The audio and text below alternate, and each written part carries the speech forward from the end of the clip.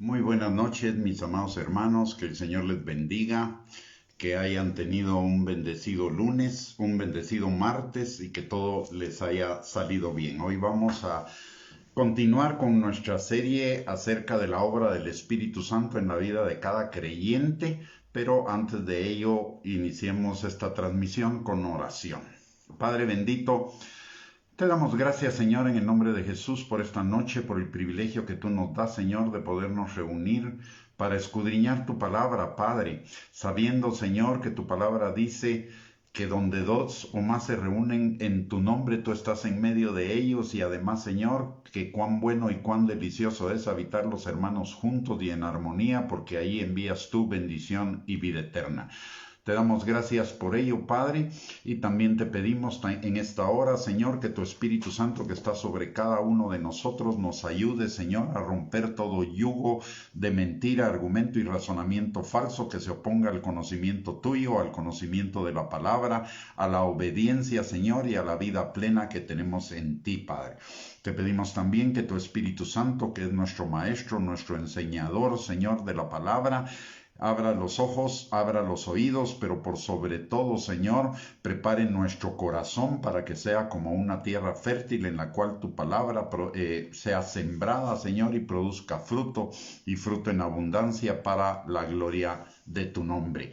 Señor, guíanos en este estudio y que todo lo que hablemos, Señor, en esta hora sea para la gloria tuya y para la edificación, consolación y exhortación en nuestras vidas. Todo ello, Señor, te lo pedimos en el nombre poderoso de Cristo Jesús, dándote a ti desde ya toda la gloria, la honra y la alabanza por lo que tú harás en nuestros corazones. En el nombre poderoso de Jesús. Amén y amén. Muy bien, mis amados, bienvenidos a esta transmisión. Que el Señor les bendiga.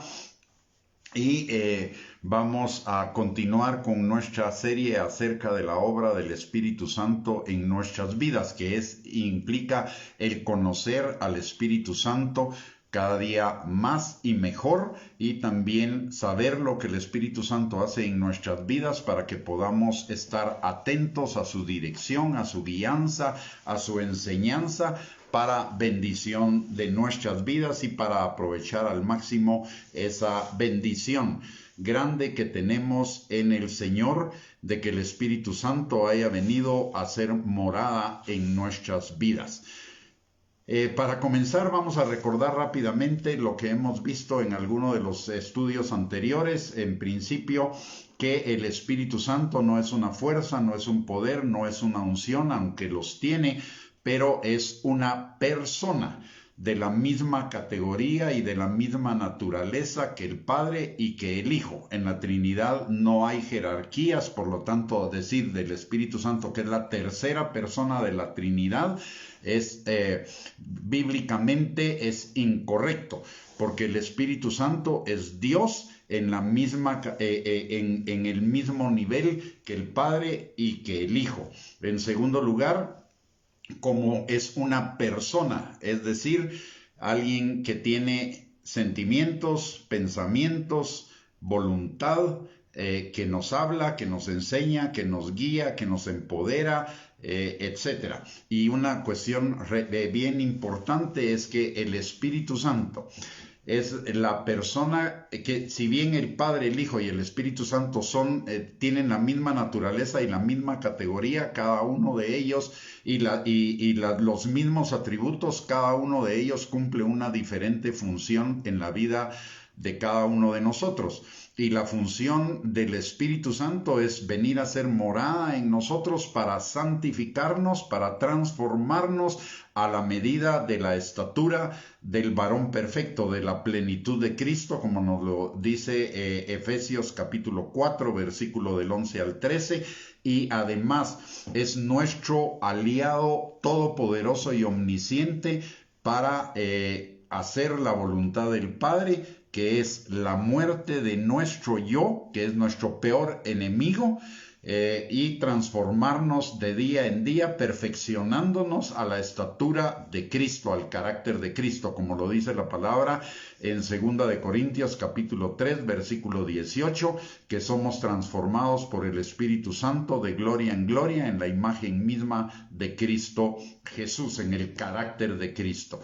Así que una vez dicho esto, vamos a retomar lo que estábamos viendo en los últimos en las últimas dos enseñanzas que hemos dado, y es la obra del Espíritu Santo en la vida de cada creyente. Lo que ya vimos en las dos transmisiones anteriores es que el creyente viene a habitar en nosotros y anhela tener comunión constante con nosotros, de acuerdo a lo que nos enseña Santiago capítulo 4, versículo 5. En segundo lugar, el Espíritu Santo nos empodera para la vida cristiana, es decir, para vivir en una creciente santificación y obediencia a la palabra de Dios, que es lo que trae bendición a nuestras vidas. Eso nos lo enseña Ezequiel capítulo 36, versículos del 24 al 32, y aparte de ello también Juan capítulo 14, versículos del 15 al 17. ¿Y ello para qué?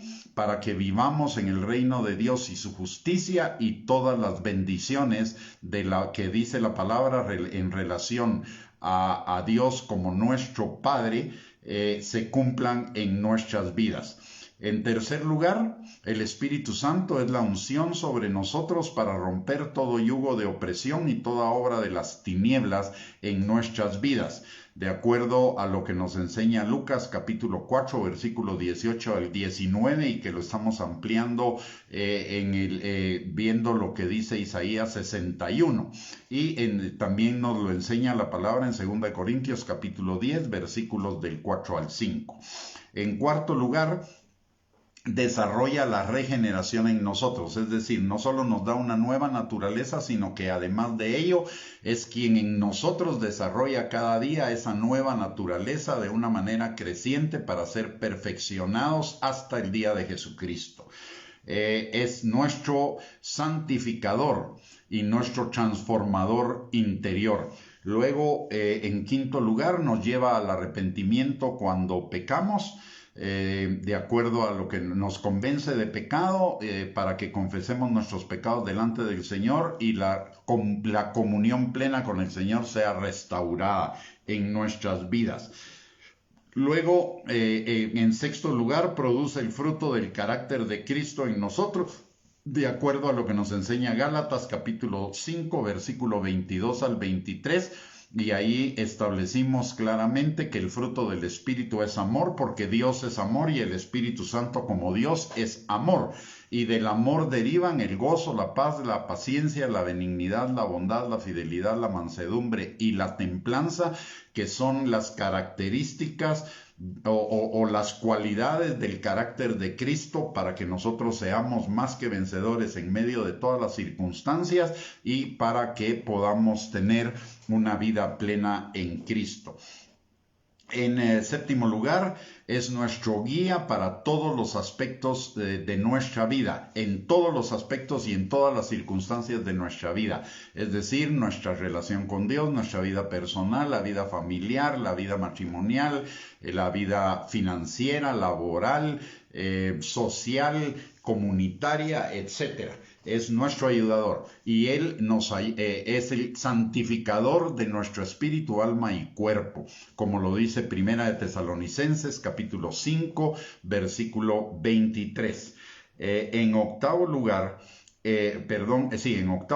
nos enseña, es el que nos enseña toda verdad y nos recuerda lo que Jesús y la palabra dice, de acuerdo a Juan capítulo 14, versículo 26. Y cuando habla de toda verdad, es toda verdad que necesitamos saber y conocer en cada área y en cada aspecto de nuestra vida.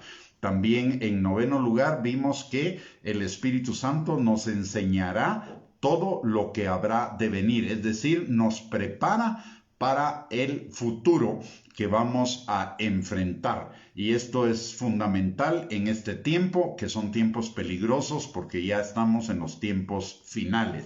Esto nos lo enseña la palabra en Juan capítulo 16 y versículo número 13. En décimo lugar, y lo vimos en Romanos capítulo 8, versículo 26, es nuestro ayudador en toda situación. En primer lugar, animándonos. En segundo lugar, llamándonos para que sirvamos al Señor. En tercer lugar, para ayudarnos en los tiempos de dificultad o necesidad y suprimiendo toda nuestra incapacidad, además de capacitarnos para vivir en todos los aspectos de nuestra vida de acuerdo a lo que dice la palabra de Dios y por lo tanto experimentando una vida plena en Él. Luego en onceavo lugar vimos que es nuestro intercesor delante del Padre de acuerdo a lo que nos enseña Romanos capítulo 8 versículo 26. Principalmente en cuanto a toda debilidad que nosotros podamos enfrentar en toda área de nuestra vida.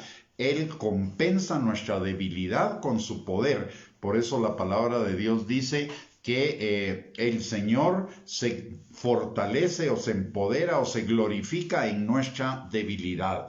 En doceavo lugar, que es el tema en el que nos quedamos el día de ayer, a la mitad de este tema, en Juan capítulo 14, versículo 16, nos enseña que Jesús es nuestro consolador. Y esa palabra consolador es la palabra en el idioma original, es paracletos, que tiene muchos significados.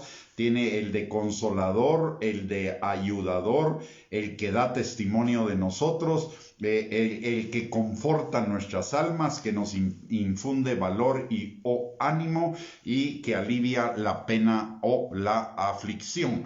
Y en eso estábamos exactamente ayer, ahí fue donde nos quedamos. Estábamos viendo el capítulo 61 del libro de Isaías.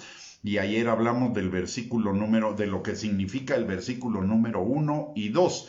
Todo este pasaje de Isaías 61 habla de consolación, de la consolación del Espíritu Santo a cada área y a cada circunstancia de nuestra vida. Y solo para recordar, vamos a leer el versículo 1 y 2. Dice la palabra: el Espíritu de Jehová el Señor está sobre mí, porque me ungió Jehová, me ha enviado a predicar buenas nuevas a los abatidos, a vendar a los abatidos, a los tristes, buenas nuevas a los abatidos, a vendar a los quebrantados de corazón, a publicar libertad a los cautivos y a los presos, apertura de la cárcel, a proclamar el año de la buena voluntad de Jehová y el día de la venganza del Dios nuestro, a consolar a todos los enlutados. O sea, si vemos estos dos pasajes, todos esos pasajes hablan de aflicción. Ayer nos quedamos en la proclamación del año de la buena voluntad de Jehová. Hoy vamos a comenzar con el día de la venganza del Dios nuestro. ¿Esto qué significa? La palabra de Dios nos enseña, en primer lugar, que Dios es grande en misericordia y lento para la ira. Es decir, hay dos tiempos. El tiempo de la misericordia, donde el Señor está esperando que las personas que no le conocen, que no le reconocen como el Dios Todopoderoso y que no reconocen al Señor Jesucristo como el Señor el Salvador y el Señor de sus vidas, se arrepientan y se vuelvan a Él. Y entonces entren en un nuevo pacto que ya no es un pacto de misericordia, sino es un pacto de gracia, que es un pacto para los hijos. Entonces, terminado ese tiempo, comenzará el día de la venganza del Dios nuestro, y esto significa el día de la ira. Y en este tiempo, de acuerdo a lo que nos enseña también la palabra en Mateo capítulo 24, en cuanto al tiempo de la tribulación, la abominación desoladora y la gran tribulación y el día de la ira del Señor, estamos próximos a esa etapa que no nos compete a nosotros porque la iglesia antes de ese momento va a ser arrebatada, entendiendo que la iglesia no son todos los que llegan a una congregación o oyen prédicas, sino son aquellos que verdaderamente se han convertido al Señor, han reconocido, han sido... el Espíritu Santo ha establecido la fe para que la gracia venga a cada uno de nosotros. Somos nacidos de nuevo, hay frutos de arrepentimiento, hay un creciente perfeccionamiento u obediencia o santificación en cada uno, aunque sea a diferentes velocidades y de diferentes formas. Pero hay un crecimiento en esa vida de obediencia. ¿Por qué? Porque tenemos una nueva naturaleza que está creciendo en nosotros por la obra del Espíritu Santo. Entonces, el día de la venganza del Dios nuestro significa ese momento en el cual la misericordia ya cumplió su momento. Ya el Señor tuvo suficiente paciencia, esperó para el arrepentimiento, no lo hicieron. Entonces viene el arrebatamiento de la iglesia y comienzan los tiempos finales, que son los tiempos de la ira de Dios, que concluirán en el día de la venganza del Dios nuestro, que es la segunda venida física del Señor a la tierra, para derrotar al anticristo, al diablo y al falso profeta y establecer su reino milenial en Jerusalén. Y lo siguiente que dice en la última parte del versículo de Isaías 61:2, dice: a consolar a todos los enlutados, a todos los tristes, abatidos, quebrantados, afligidos, etcétera, etcétera. Él es el consolador, el Espíritu Santo es nuestro consolador, y aquí está claramente establecido que Él va a consolar a todos los enlutados. ¿Qué significa esto? Lo desarrolla en el siguiente versículo, que es Isaías 61:3, dice: a ordenar que a los afligidos de Sión, y Sión es la morada de Dios, y hoy la morada de Dios somos cada uno de nosotros, o sea que este pasaje nos compete a cada uno de nosotros. Entonces, a ordenar a los afligidos de Sión, se les dé gloria en lugar de ceniza. ¿Y qué es gloria? Es que el Espíritu Santo infunda en cada uno de nosotros el carácter de Cristo para salir de esa aflicción, de esa ceniza que significa duelo, aflicción, dolor, tristeza, depresión, ansiedad. En el Señor tenemos sanidad y libertad y restauración para todas esas cosas que enlutan, entristecen, duelen nuestros corazones. Él es nuestro consolador para ello, y lo hace a través de hacer obrar todas las cosas para bien de los que lo amamos a Él, para que su gloria, para que su carácter sea formado en nosotros, de acuerdo a lo que nos enseña Romanos capítulo 8, versículos 28 y 29, y segunda de Corintios capítulo 3, versículo número 18. Luego dice que para ordenar que se les dé óleo de gozo en lugar de luto. O sea, el Señor también no solo infunde el carácter de Cristo en nosotros por el Espíritu Santo, sino que también infunde su gozo en nosotros. Y recordemos lo que dice la palabra, dice dos cosas acerca de la palabra que son, en la palabra, que son importantes acerca del gozo. Lo primero que dice la palabra es que el gozo del Señor es nuestra fortaleza, y que en la presencia del Señor hay plenitud de gozo. ¿Qué significa esto? Que cuando nos hace falta ese gozo porque estamos atribulados, afligidos, etcétera, lo que necesitamos, en lugar de concentrarnos en esa situación que nos aflige o que nos duele o que nos enluta, entristece, lo que necesitamos es buscar más intensamente la presencia del Señor para que Él infunda su gozo en nosotros, que es el fruto del amor, nos sumerjamos en su amor, el resultado del amor es el gozo, y entonces ese gozo nos fortalezca en medio de la prueba y seamos transformados a través de esa prueba en personas más que vencedoras sobre esas situaciones negativas de la vida que nos afectan constantemente.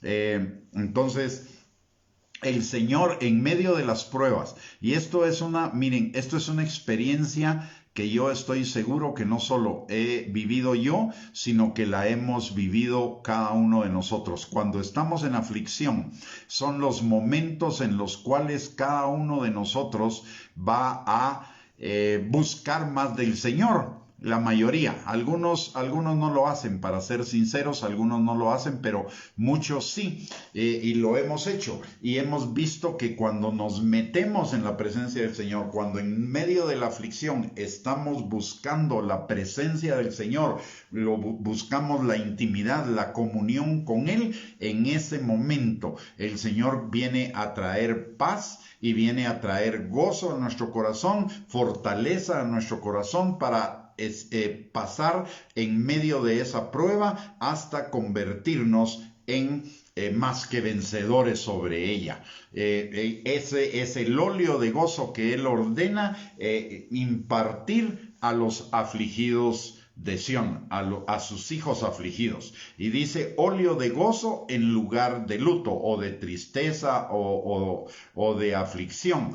Aparte de ello dice manto de alegría en lugar del espíritu angustiado. Y esto es importante, aquí hay una enseñanza importante. Cuando nosotros estamos afligidos, angustiados, enlutados, abatidos, tristes, etc., es porque está operando un espíritu inmundo en contra de nosotros, ministrándonos ese tipo de sentimientos, tirándonos dardos de fuego para activar ese tipo de sentimientos en nuestro ego. ¿Qué es lo que sucede? ¿Cómo operan estos dardos? El diablo los envía, el ego los toma, y como la situación está impidiendo la satisfacción del ego, entonces el ego comienza a entristecerse, comienza a patalear, para que nosotros, en lugar de buscar el óleo de gozo del Señor, el manto de alegría del Señor, la presencia del Señor, nos aflijamos y nos concentremos en la situación y comencemos a actuar buscando la autocomplacencia del ego, la autogratificación o la autoexaltación, y nos apartemos de los caminos del Señor. Pero si tenemos claro que ese es un espíritu, que es un espíritu inmundo, un espíritu demoníaco que está tirando sus dardos de fuego o pensamientos a nuestro ego para que nuestro ego reaccione, se sienta mal y reaccione buscando autogratificación o autoexaltación. Lo que necesitamos es reprender ese espíritu metiéndonos en la presencia del Señor, en la intimidad, en la búsqueda de Él, en su palabra, para que seamos llenos de ese manto de alegría y de ese óleo de gozo. Y note que dice óleo de gozo y manto de alegría. ¿Qué significa ambas cosas? Son diferentes. El gozo es la sensación o más bien la actitud de bienestar que tenemos en medio de una aflicción o en medio de una circunstancia, porque nuestro corazón está reposando en Dios, confiando en Dios, creyendo en Dios, que Él nos va a dar la victoria en medio de esa situación. Y el manto de alegría es el que nos permite disfrutar de la vida y estar contentos y alegres a pesar de las circunstancias, poder reír en medio de las circunstancias. Y Dios es el Dios del gozo y el Dios de la alegría, contrario a lo que muchos o a lo que algunos en el cuerpo de Cristo piensan, de que la alegría es mundana, o que estar alegres no es un símbolo, y reír y disfrutar de las cosas buenas de la vida no son un signo de espiritualidad, sino de mundanalidad. En ciertos lugares pareciera ser que la alegría es echada afuera, cuando el Señor es el Dios de la alegría como del gozo. muchas de nuestras iglesias pueden ser funerarias en lugar de lugares de fiesta y de celebración. Uno ve y la gente está cantando, pero está con caras largas, caras chistes, porque pareciera ser que la alegría no es del Señor, cuando es todo lo contrario, de acuerdo a lo que nos enseña acá la palabra, que Dios no solo implementa gozo en nuestro corazón, no solo infunde gozo en nuestro corazón por el Espíritu Santo, sino que también alegría. Es el Dios de la alegría, no es el Dios de la funeraria, es el Dios de la celebración.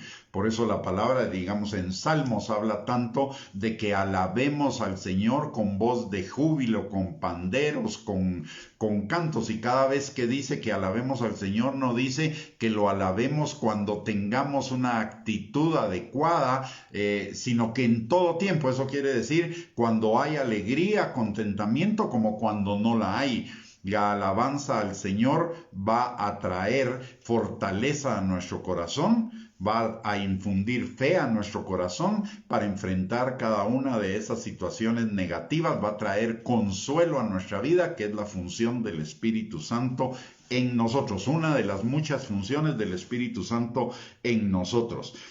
Aparte de esto, dice que serán llamados árboles de justicia, plantío de Jehová para gloria suya. ¿Y qué significa esto?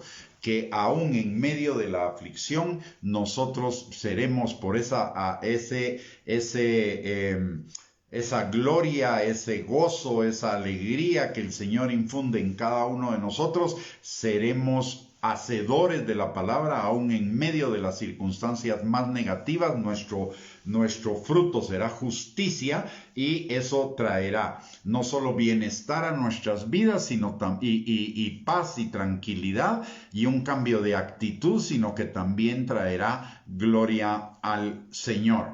Y mire lo que sigue diciendo en Isaías 61:4 como parte de la consolación que el Espíritu Santo infunde a cada uno de nosotros. Dice: reedificarán las ruinas antiguas y levantarán los asolamientos primeros, y restaurarán las ciudades arruinadas, los escombros de muchas generaciones. ¿Qué significa esto?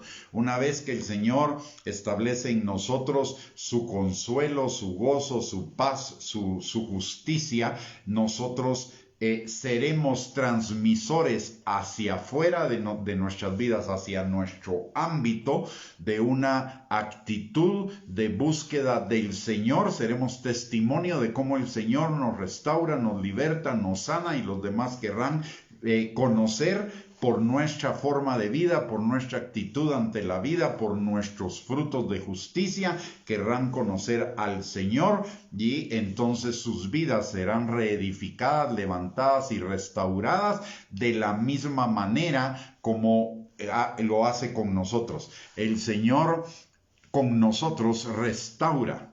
Primero sana, liberta y restaura nuestras vidas en todos los aspectos y en todos los ámbitos de nuestra vida, y nos transforma. Por el Espíritu Santo es nuestro sanador, nuestro libertador y nuestro restaurador, y además nuestro transformador, para que podamos no solo reedificar lo que en nosotros por la obra del diablo, de la carne, del mundo fue destruido o fue derribado, y lo reedificaremos. Y lo reedificaremos de una mejor manera, porque recordemos lo que dice la palabra de Dios, que la gloria de la casa postrera será mayor que la de la casa primera. Aparte de eso, que la vida del justo es como la luz de la aurora, que va en aumento hasta que el día sea perfecto. Es decir, de aquí, del momento de nuestra salvación hasta que lleguemos a la presencia del Señor. Todo la palabra de Dios dice en Filipenses capítulo 1, versículo 6, que el que comenzó la buena obra en nosotros la perfeccionará hasta el día de Jesucristo. El diablo, antes de que nosotros conociéramos al Señor, con la ayuda de nuestro ego, destruyó, arruinó, escombró nuestras vidas. Pero el Espíritu Santo es obrando en nosotros con el todo poder de Dios, con la omnisciencia de Dios, la benignidad de Dios, la misericordia, la gracia, la justicia, etcétera, de Dios, obrando en nosotros, va a reedificar nuestras vidas, las va a reedificar de una manera mucho más, digamos, mucho mayor de lo que pudo haber sido originalmente antes de que fuéramos víctimas de la esclavitud del pecado. Va a restablecer el diseño original de nuestras vidas, de que Dios tenía o que Dios hizo para que se cumpla su propósito en cada uno de nosotros. ¿Y cuál es su propósito? Sus buenos planes para bien y para darnos un futuro y una esperanza, es decir, llevarnos de una manera creciente en esta vida terrenal hasta el día de Jesucristo, cuando entraremos en la plenitud de la eternidad y a una vida donde ya no habrá más pecado, ni más luchas, ni más dolor, ni más tristeza, ni más enfermedad, ni más aflicción, sino una vida plena, una vida abundante en Cristo Jesús. Así que vemos esta obra maravillosa. El Espíritu Santo es nuestro restaurador, nuestro levantador, nuestro reconstructor de todos esos escombros que pudo haber dejado la vida de pecado que vivimos antes de conocer al Señor. Y esto no importa la edad, no importa el tiempo de vida que nos quede, el Espíritu Santo siempre va a obrar en esa restauración que implica la sanidad, la libertad, la liberación y la restauración, que es su resultado final. Y vamos a vivir vidas plenas, porque para esto vino el Hijo de Dios, para que nosotros tuviéramos vida y vida en abundancia, para restaurar todo aquello que se comió el saltón, el revoltón, la langosta, y para que todo nuestro pasado sea como aguas que pasaron, que nunca más nos recordaremos de ellas. ¿Por qué? Porque la vida que tendremos en el Señor será una vida tan plena que en ningún momento añoraremos el pasado. Por eso la palabra de Dios nos aconseja, y Jesús mismo lo dijo en los evangelios, que el que pone su mano en el arado, que el reino de Dios es como un hombre que pone su mano en el arado. Pero si vuelve su mirada atrás, si sigue atado en el pasado, no es apto para vivir en la plenitud del reino de Dios. Entonces necesitamos dejar atrás el pasado, y el Espíritu Santo es quien nos consuela y nos ayuda, nos sana, nos liberta y nos restaura de ese pasado para que nuestra vida tenga un mejor futuro. A eso es a lo que se refiere. Y Jeremías 29:11, Proverbios 4:18, 2 Corintios 5:17, etc. Dejemos atrás el pasado. Entendamos algo. Muchas veces lo que pudimos perder en el pasado nos puede producir tristeza y añorar el pasado en lugar del presente y del futuro que tenemos en el Señor. Esos son dardos de fuego del maligno. Lo que el maligno quiere es que quedemos atados al pasado para no avanzar hacia el futuro que Cristo tiene para cada uno de nosotros, y hacia el cual el Espíritu Santo que mora en nosotros nos quiere dirigir. Nuestra parte es dejar atrás el pasado. La parte del Espíritu Santo es venir y sanar, restaurar, liberar de ese pasado, y aparte de ello es dirigirnos a ese mejor futuro que Dios tiene para cada uno de nosotros. Dejemos atrás el pasado. El pasado nunca va a ser mejor que el presente y el futuro, si estamos en Dios. Si estamos en Dios, el pasado es de inferior calidad al presente y al futuro que tenemos en Dios. Pongamos nuestra mano en el arado y miremos hacia adelante. Mire esta cuestión, y por qué el Señor dijo que el que pone su mano en el arado y ve para atrás no es apto para el reino de Dios. Por una razón muy sencilla. El reino de Dios siempre está adelante. El Señor ya no está en nuestro pasado. Estuvo en nuestro pasado cuando lo estábamos viviendo. Pero una vez ese pasado quedó atrás, el Señor ya no está ahí. El Señor está por el Espíritu Santo, está en nuestro presente y en nuestro futuro. Entonces, ¿qué sucede en el campo? En el campo sucede que el arador, o sea, recordémonos del tiempo de Jesús, el arado era movido por una yunta de bueyes. Y el arador, el que dirigía la yunta de bueyes, tenía que estar siempre atento hacia dónde dirigir a los bueyes para que los surcos fueran rectos y para que los bueyes no se desviaran.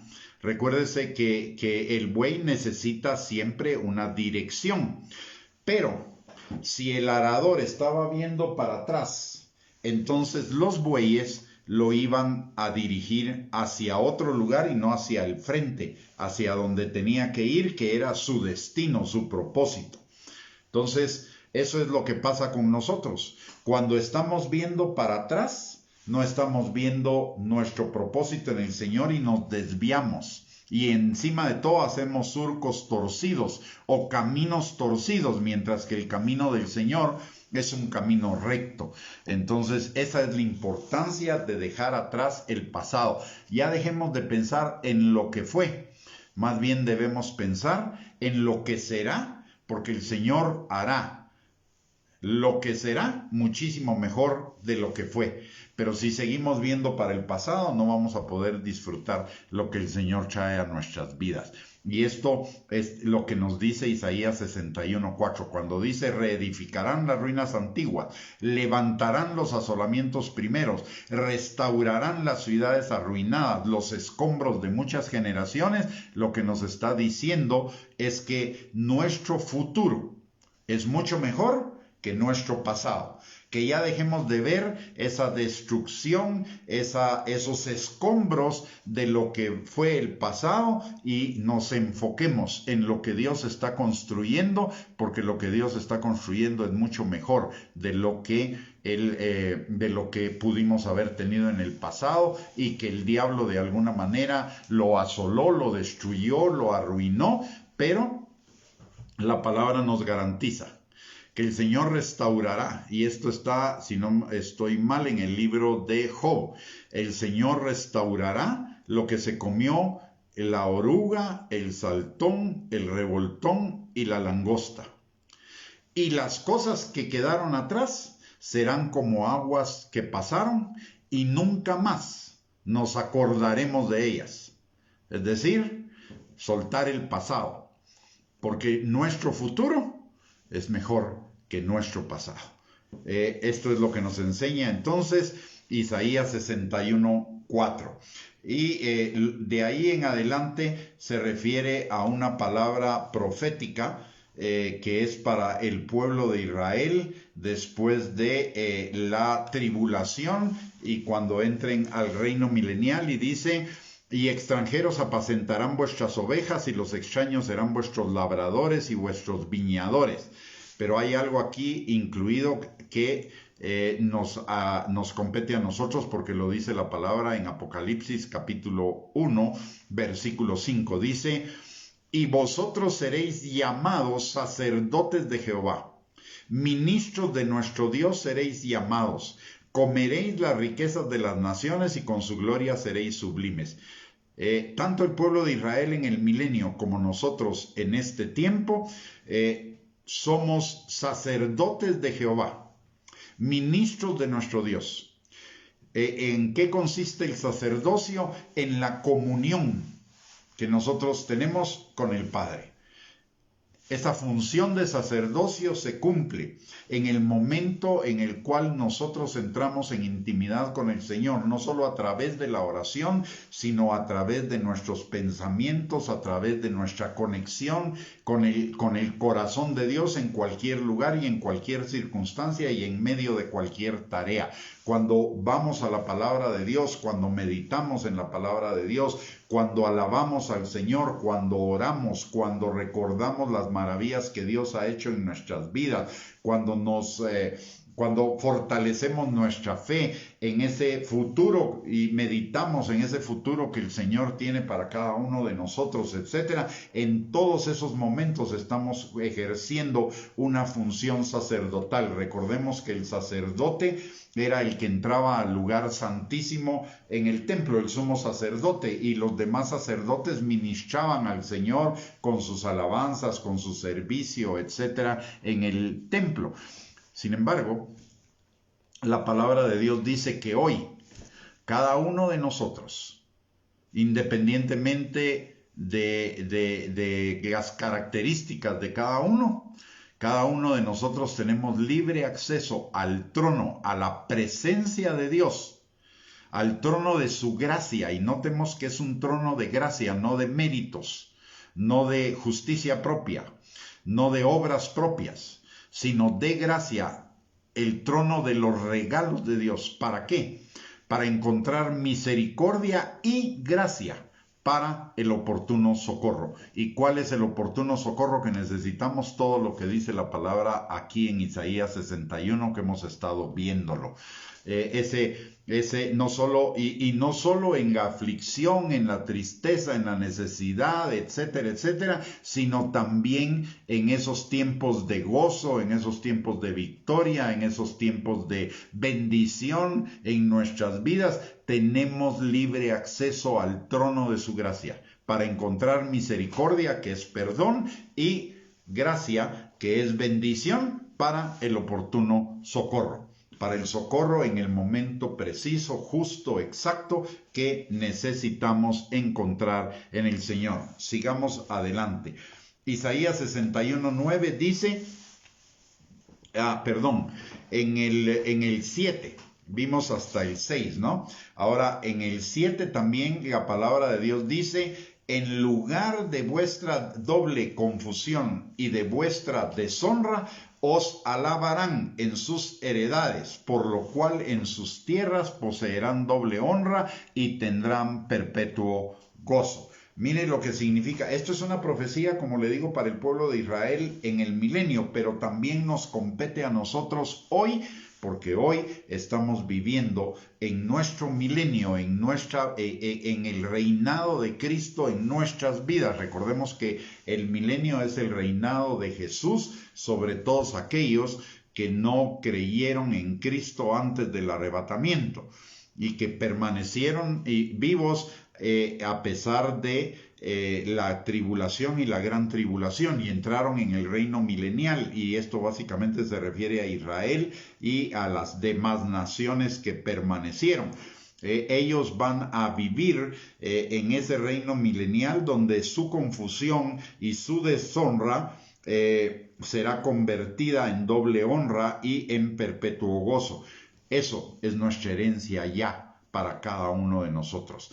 Que esa doble confusión y esa deshonra que nosotros tuvimos en la vida de pecado que llevábamos, o aún en los pecados que pudimos haber cometido ya siendo nosotros hijos de Dios, y que pudimos haber llegado hasta ser hijos pródigos, pero la promesa del Señor es que esa confusión y esa deshonra se convertirá en alabanza, y el Señor, una vez arrepentidos y vueltos a Él, nos dará doble honra y tendremos perpetuo gozo. ¿Por qué?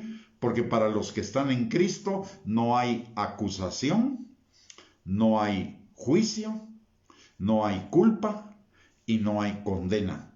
Porque todas esas cosas las llevó Cristo Jesús en la cruz del Calvario, cuando colgó el acta de los decretos que nos eran contrarios y despojó al diablo y a todos los principados y potestades de toda autoridad sobre cada uno de nosotros.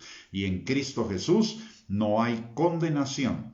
Y eso implica que entonces podremos acceder a esa doble honra y a ese perpetuo gozo. Luego, en el versículo 8, la palabra de Dios nos habla de una característica del Señor y dice: porque yo, Jehová, soy amante del derecho. aborrecedor del latrocinio para holocausto. Por tanto, afirmaré en verdad su obra y haré con ellos pacto perpetuo. El Señor es amante del derecho, es amante de la justicia. El Señor no tiene por inocente al culpable ni por culpable al inocente. Esto es una advertencia para todos aquellos que no han entregado su vida al Señor y que piensan que pueden obtener salvación, misericordia y salvación del Señor en el último momento. Esto es muy peligroso, porque el Señor no tendrá por inocente al culpable.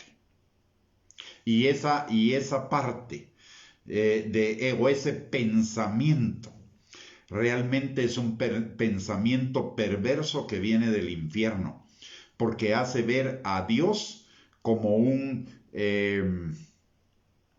como alguien que deja impune el pecado. Y Dios no deja impune el pecado, porque Él es amante del derecho, amante de la justicia.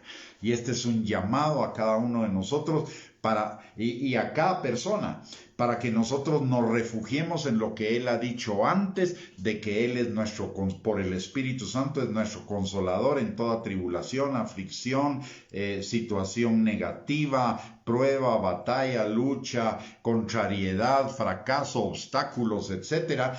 Es un llamado para que nos refugiemos en Él, para que tengamos esa consolación y esa restauración de la que habla la palabra de Dios y que hace el Espíritu Santo en la vida de cada uno de nosotros. Es maravilloso cuando nosotros vemos estos pasajes de la palabra y vemos que esa es la obra de Dios en nuestras vidas a través del Espíritu Santo, que el Espíritu Santo es nuestro consolador, que el Espíritu Santo no solo restaurará todo el dolor, la aflicción, la tribulación, la pena, el sufrimiento, las contrariedades, los obstáculos, los fracasos, etcétera, sino que además el Espíritu Santo nos restaurará para que tengamos doble honra y perpetuo gozo delante del Señor y podamos vivir en esa vida abundante y a la cual Él nos está dirigiendo en medio de las circunstancias. Enfoquémonos en el mensaje de este pasaje, es en el Señor hay restauración, en el Señor hay sanidad, hay liberación. ¿Por qué? Porque el Espíritu Santo que vive en nosotros es el consolador, el que trae esa sanidad, esa liberación, esa restauración para llevarnos a ese mejor futuro para cada uno de nosotros y para llevarnos al cumplimiento de la esperanza que está en nosotros, que es la vida eterna, la vida eterna plena. A eso es a lo que se refiere también Jeremías 29:11.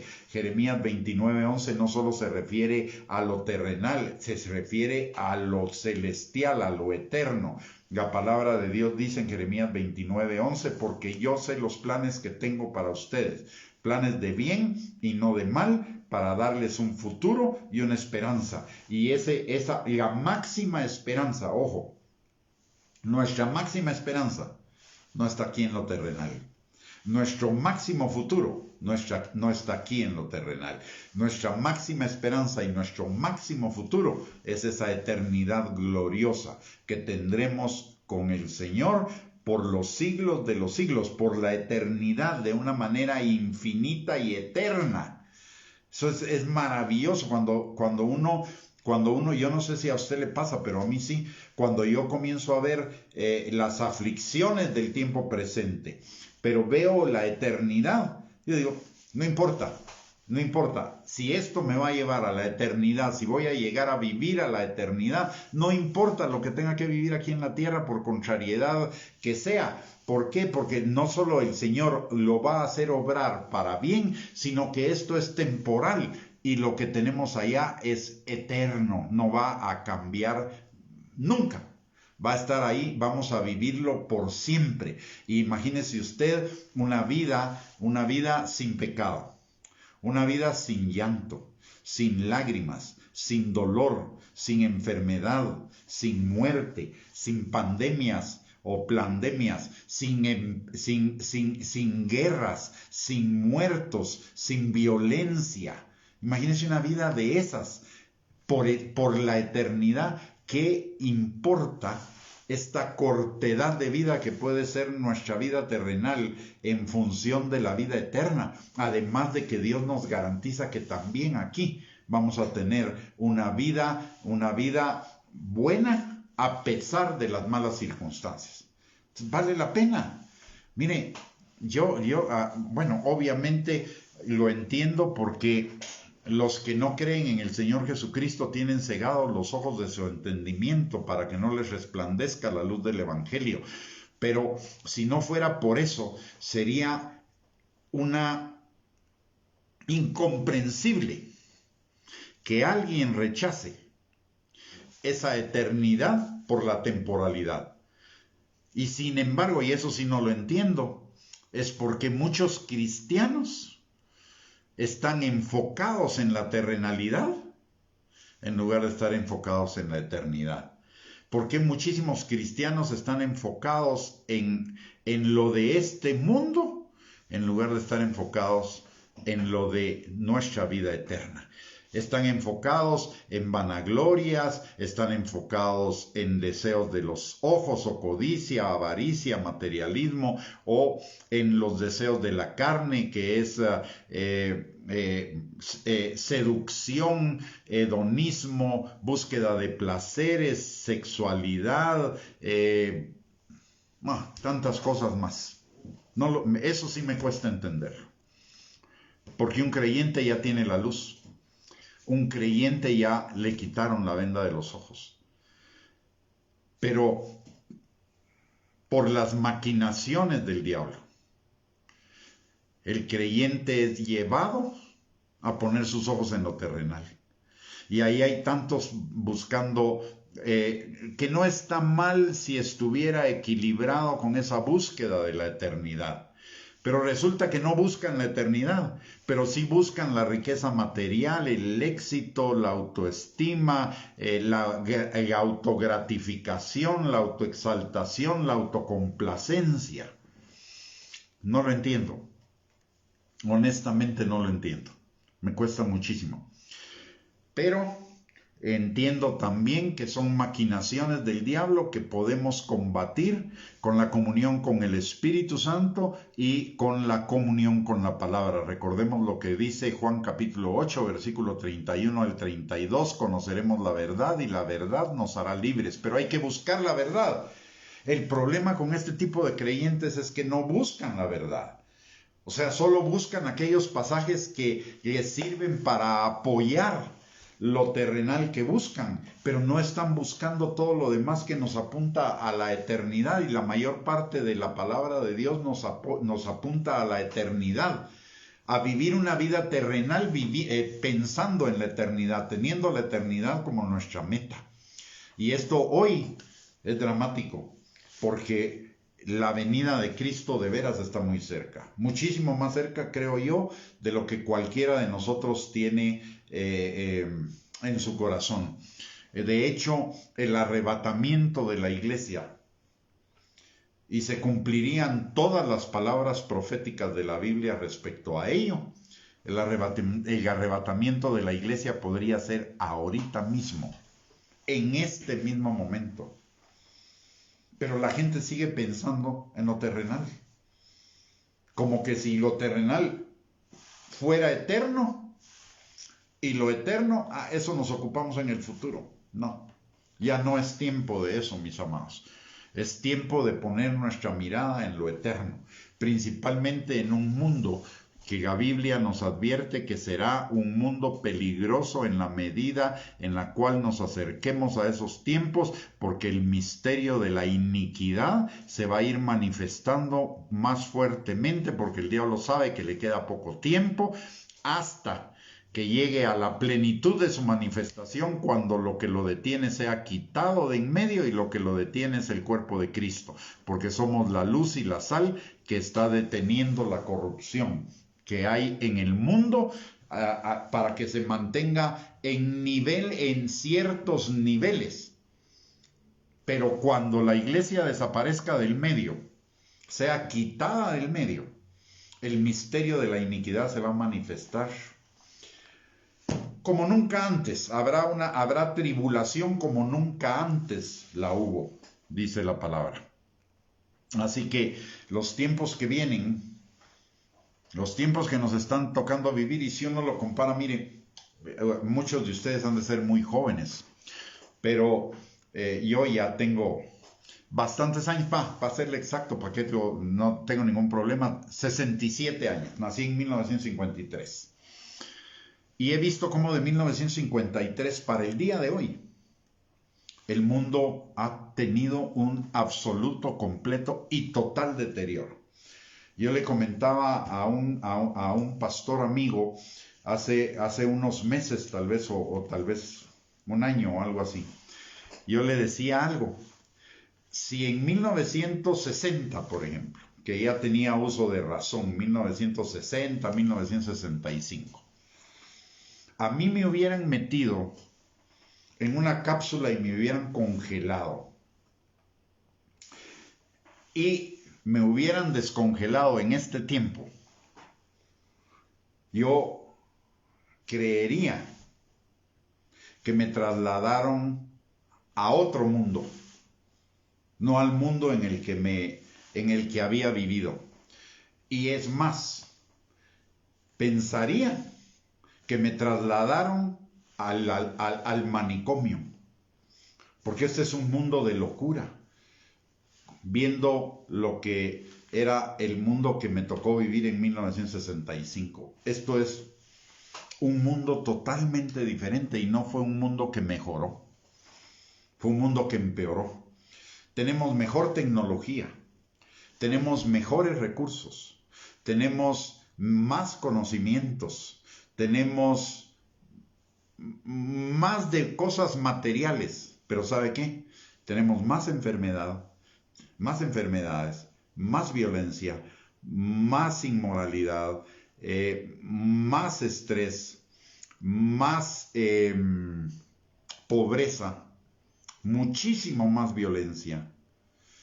O sea, así como los aspectos materiales de la vida pudieron haber mejorado significativamente en los últimos 60 años, los aspectos verdaderamente esenciales de la vida, los aspectos morales, éticos, etcétera, mire, en la misma proporción que lo material creció, lo interno disminuyó de una manera que es una locura. Mire, hablar de cosas como narcotráfico, drogadicción, aborto, LGTBIQ, control mundial, gobierno mundial, violencia, delincuencia, crimen organizado, pobreza extrema, hambrunas, eso hace 60 años no existía en este mundo, no existía. Habían tal vez pequeñas cosas de esas que se daban, pero pequeñas, mínimas. Hoy no. Todo se ha acelerado porque ese misterio de la iniquidad, porque el diablo sabe que le queda poco tiempo, se desató y cada día se incrementa.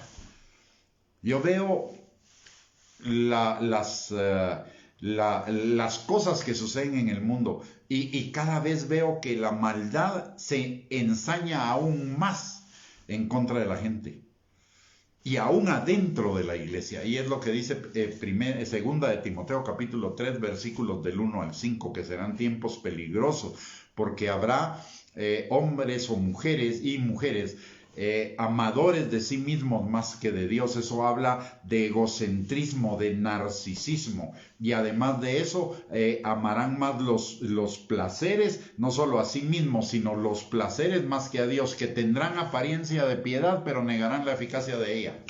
Con su vida negarán lo que dicen sus palabras, y eso está sucediendo el día de hoy. Es terrible.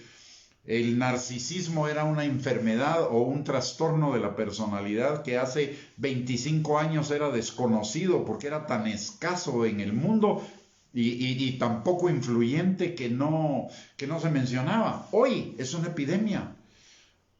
Todo lo que deriva o todo lo que está detrás de los abusos psicológico, físico, sexual, económico, etcétera, mucho de eso tiene su raíz en el narcisismo. Es la enfermedad de este siglo, es la epidemia de este siglo, aún dentro de la iglesia. ¿Por qué? Porque nos enfocamos en las cosas terrenales en lugar de estar enfocado en las cosas celestiales. Así que, mis amados hermanos, necesitamos refugiarnos en esa intimidad y comunión con el Espíritu Santo para ser transformados, para ser restaurados, para ser liberados, para ser sanados de todos esos dardos de fuego del maligno que envió a nuestros corazones, a ese ego engañoso y perverso, y ser transformados para entrar en esa eternidad gloriosa que Cristo tiene para cada uno de nosotros. Y nuestro ayudador, nuestro consolador, nuestro fortalecedor, nuestro guía es el Espíritu Santo.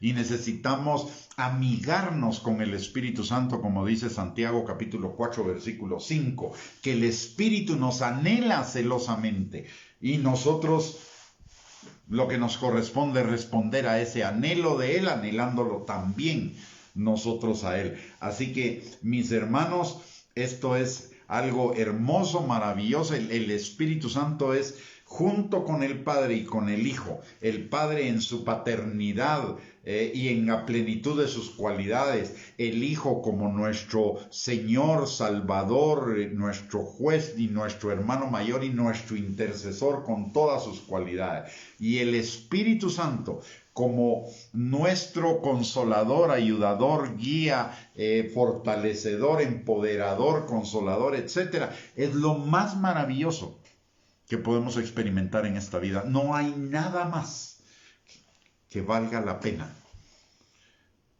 que esa relación íntima con Dios a través del Espíritu Santo. Por eso Pablo decía, miren, todo lo que está en el mundo y todo lo que yo conseguí en el mundo pudo haber sido bueno o era bueno, pero ¿saben qué? Como conocí el amor de Dios, que excede a todo conocimiento, ese amor es algo tan supremamente maravilloso y por encima de todas las cosas que este mundo puede ofrecer, que todo eso de inmundo lo tengo por basura, por obtener el amor de Cristo. Y esa es la actitud que como creyentes nosotros necesitaríamos desarrollar para vivir en esas vidas plenas el día de hoy, pero perfectas y supremamente plenas en la eternidad. Muy bien, mis amados hermanos, hemos llegado al final de esta transmisión. Muchísimas gracias por su sintonía. No se vaya, por favor, que todavía tenemos algunas cositas de bendición para usted. Gracias, de veras, muchísimas gracias. Cada noche esta transmisión para mí, cada día es una tremenda bendición, porque no solo tengo el privilegio de compartirles a ustedes, sino también a través del estudio y a través del compartir, yo mismo soy edificado, soy exhortado, soy consolado, levantado, fortalecido, etcétera. Para mí es una gigantesca bendición. Gracias por el privilegio que me dan de sintonizar esta transmisión, de conectarse a esta transmisión. Verdaderamente es una bendición para mí el que ustedes estén acá. Gracias, muchísimas gracias. Le quiero hacer unos recordatorios. Si esta enseñanza ha sido de bendición para su vida, por favor, compártala en sus redes sociales para que también sus contactos tengan la oportunidad de escucharla y sus vidas sean bendecidas, de verla y escucharla y que sus vidas sean bendecidas. Uno nunca sabe qué puede pasar con una de estas transmisiones o estos videos, pero el Señor puede alcanzar a muchísima gente Y no para nuestra gloria, sino para la gloria de Él y para la bendición de esas personas. Y la segunda cosa que le quiero recordar es que el día de mañana, miércoles a las 8 de la noche, a menos que publiquemos un aviso previo en la página, a las 8 de la noche tendremos la continuación de este estudio y esperamos contar con su atención el día de mañana. Otro recordatorio es que estas enseñanzas y muchísimas más que hemos estado dando desde hace más o menos un año, todas están en un canal de YouTube. Ese canal está a nombre de arroba, usted lo puede localizar en YouTube con arroba Gustavo Bianchi y ahí lo va a dirigir. El acceso al canal es totalmente sin costo. Usted ahí va a encontrar una serie de clasificaciones de enseñanzas a las cuales puede accesar de acuerdo al tema que usted quiera y ahí en cada lista van a aparecer los videos y las enseñanzas, muchas de ellas con su bosquejo para que usted lo siga y no solo lo vea y lo escuche, sino que también para que usted lo siga y haya una mayor interiorización de la palabra. Y solo le voy a pedir un favorcito. Si usted entra a nuestro canal y se conecta con uno de los videos, abajito del video le va a aparecer la palabra suscribirse. Apache esa palabrita, no tiene ningún costo, pero para nosotros es bendición, porque al ir creciendo nuestro número de suscriptores, el canal YouTube nos da ciertos privilegios. Por el otro lado, le recuerdo también que si usted va a salir de su casa y va a visitar a otras personas o va a ir a algún lugar, a un centro comercial o cosas por el estilo, por cosas de este tiempo o por trabajo o por alguna diligencia que tenga que hacer, use siempre su mascarilla y lávese las manos constantemente con jabón y mantenga el distanciamiento social. En el único momento en el cual esas cosas no se deberían o no se podrían no implementar es cuando estamos en nuestro grupo familiar. De lo contrario, por favor, mantenga el distanciamiento, lávese las manos constantemente y use la mascarilla, protegiéndose usted va a proteger a su familia y protegiendo a su familia nos protegemos todos. Así que vamos a terminar esta transmisión orando. Le quisiera pedir que usted me acompañe. Vamos a orar por cada uno de nosotros y también por nuestras familias. Padre bendito, te damos gracias, Señor, en el nombre de Jesús por esta palabra que nos has compartido y enseñado el día de hoy por tu Espíritu Santo, Señor, sobre la maravillosa persona y funciones del Espíritu Santo en nuestras vidas para nuestra edificación, exhortación, consolación y perfeccionamiento, Padre. Gracias, Señor, por ese maravilloso regalo tuyo en nuestras vidas. Te alabamos, te bendecimos, te exaltamos, Señor. Y dándote gracias, Padre, porque realmente nuestra mente no alcanza a comprender, Señor, la inmensidad y maravilla de ese regalo que tú nos has dado, que el Espíritu Santo venga a estar sobre nosotros, con nosotros, pero principalmente dentro de nosotros. Gracias, Padre, bendito y alabado seas. Y Espíritu Santo, despierta nuestro corazón a esa respuesta de intimidad que tú estás anhelante de cada uno de nosotros, Espíritu Santo. Te bendecimos, te exaltamos, te glorificamos. Y Señor, en esta hora también aprovechamos ese privilegio que como sacerdotes tú nos has dado, Señor, de poder entrar con absoluta libertad al trono de tu gracia para encontrar misericordia y gracia para el oportuno socorro. Señor, perdona nuestros pecados y los pecados de cada uno de los nuestros, Señor, y límpianos a cada uno de toda maldad, Padre. Señor, que tu Espíritu Santo obre cada día más profundamente en nuestros corazones para liberarnos y limpiarnos de toda maldad, Señor, para ayudarnos, Señor, a destruir ese ego engañoso y perverso que todavía persiste en cada uno de nosotros, Señor, para que podamos vivir una vida santa, una vida gloriosa, una vida que te agrade a ti, una vida en obediencia, Padre, que trae bendición también para nosotros y gloria para ti, Señor.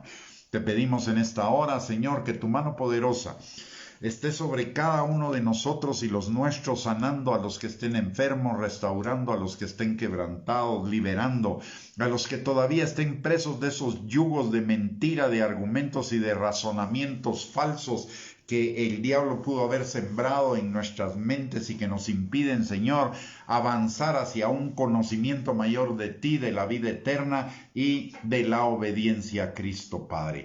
También te pedimos, Señor, que tú suplas toda necesidad conforme a tus riquezas en gloria en Cristo Jesús, que levantes al que esté caído, que fortalezcas al que esté debilitado, Señor. Padre, que tú extiendas ese manto de alegría sobre cada persona, Señor, que esté en aflicción, tristeza, opresión, depresión, ansiedad y cualquier emoción negativa, Señor, y derrames en sus corazones, Padre, ese óleo de gozo que transforme todo lamento en danza, toda tristeza en alegría, toda lágrima en sonrisa, todo duelo en baile, Señor. Y Padre, te pedimos también por aquellos de nuestras familias que todavía no te conocen, Señor. Atráelos a ti con lazos de amor, Señor, y atráelos antes del arrebatamiento de tu iglesia, para que ellos, Señor, no pasen por esos tiempos de la ira, de la tribulación, Señor, y la gran tribulación, Padre. Señor, en el nombre de Jesús te pedimos que también a cada uno de nosotros, Señor, nos des cada día más hambre y más sed de ti. Que, Señor, cada uno de nosotros sea como ese siervo que clama por aguas en el desierto, Señor. Que tu palabra, que tu Espíritu Santo sean el pan que nos alimenten y el agua, Señor, que nos hidraten nuestro espíritu y nos impartan vida, Señor. Pero por sobre todo un hambre, una sed, un anhelo de ti, Señor, lo necesitamos, Padre. En el nombre poderoso de Cristo Jesús, lo clamamos para cada uno de nosotros y de los nuestros, Señor.